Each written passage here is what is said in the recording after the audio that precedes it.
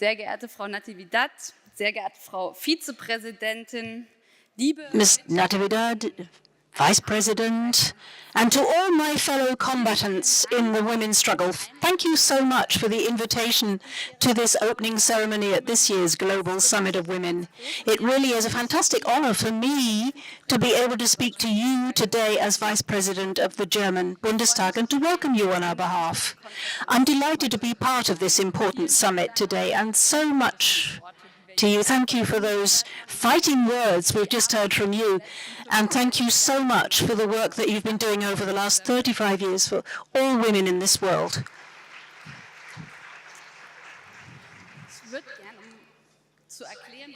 I'd like to explain why I am so particularly pleased to be speaking to this purely women's conference. Let me say something personal about myself.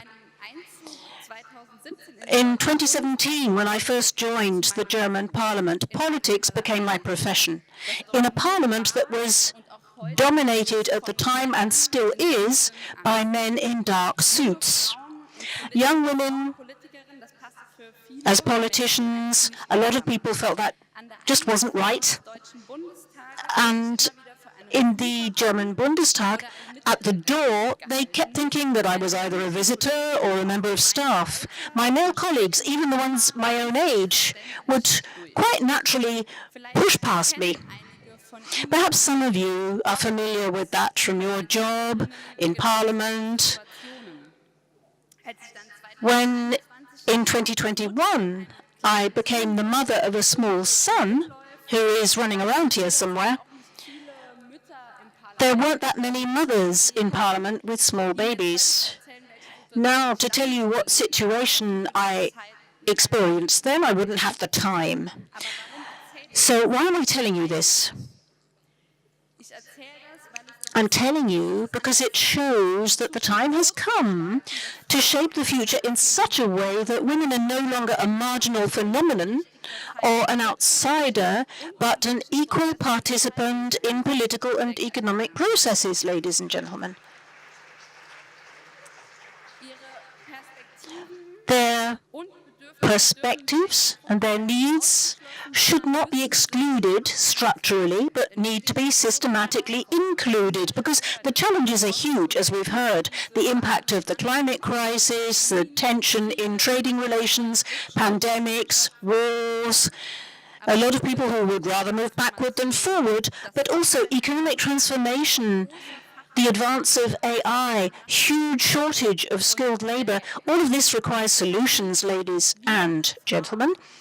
We women are part of those solutions. We account for more than 50% of the global potential.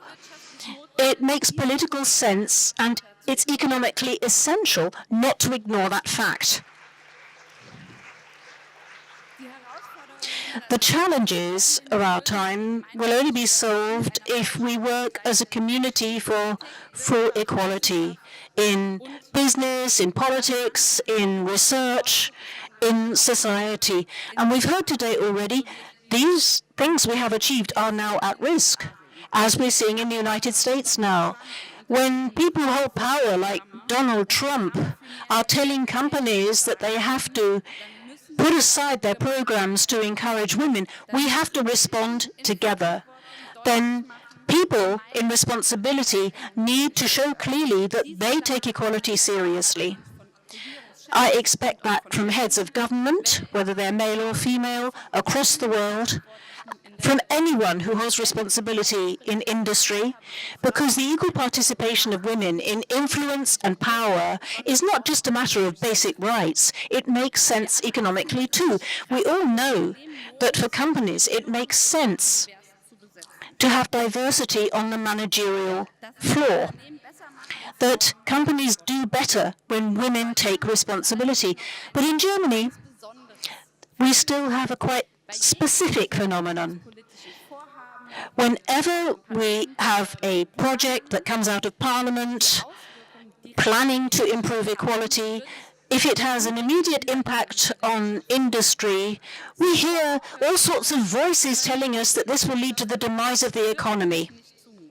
that we really cannot expect the economy to bear this burden, as if women were a burden. Are we supposed to stop? We've already heard from the Vice-Chancellor. The first time that we came up with a law in Germany for women in leadership positions with a minimum quota in supervisory boards, we carried on with that in 2021 despite this negative phenomenon, and we increased that to the boards of listed companies.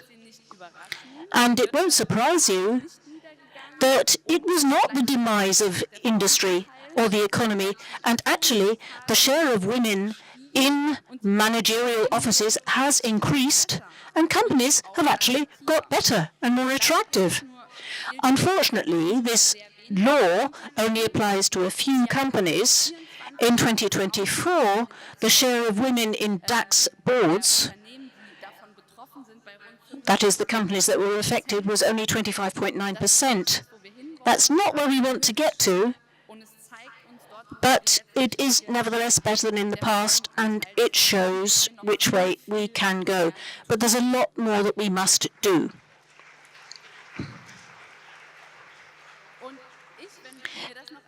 And if you don't mind me saying that as a parliamentarian, I think we need equality in industry, but it needs to be reflected in politics.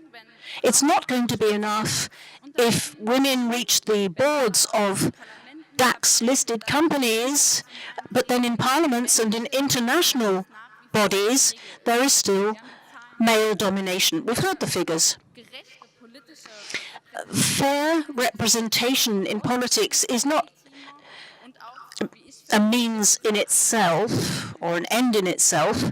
It is the basis for democratic participation. Parliaments with more women in them have other priorities in education, in health, in family work, climate policy and social policy. And those priorities are not female, they are decisive if you want society to function well. A society where people who care, people who teach, people who look after small children play an important role.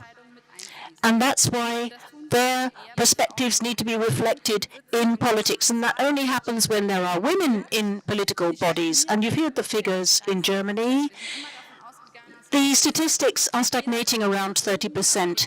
With every election we see a little bit more, but sometimes things go backwards. It's a structural problem, and we need to come up with structural solutions for that. That's why in Germany I advocate an act demanding parity of the kind that we have in other countries, because where quotas are obligatory, more women join these bodies.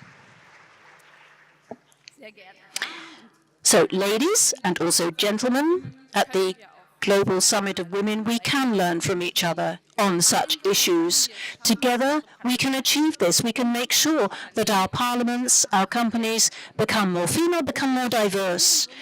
And the structures and the decisions that are taken have greater legitimacy. They will be more effective. They will be fairer. Together, we can make it clear that it's only with and through women that the big challenges of our time can be resolved.